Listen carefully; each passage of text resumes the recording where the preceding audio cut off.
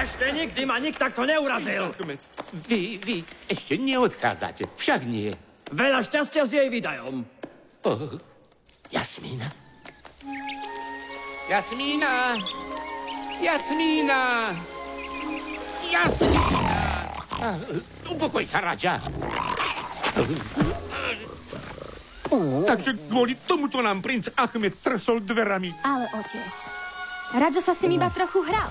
Je tak, Radža? Však si sa s tým vyparádeným, nafúkaným princom Achmedom iba pohral.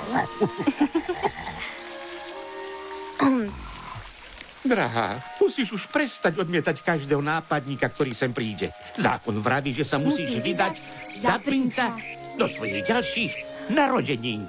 Ten zákon je zlý. Už ti ostávajú iba 3 dni. Otec, nechcem sa vydať z donúčenia. Ak sa aj vydám, chcem, aby to bolo z lásky.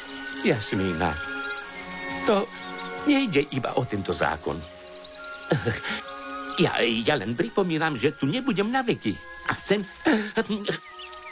si byť len istý, že o teba bude postarané. Že budeš zaopatrená. Prosím, skús to pochopiť. Nikdy som neurobila nič podľa seba. Ani som nemala skutočných priateľov. Okrem teba, Radža. Dokonca som nikdy nebola za múrmi paláca. Ale Jasmína, veď si princezná. Tak potom možno už viac nechcem byť princeznou. Nech ťa Allah chráni, aby si mal niekedy dcéru.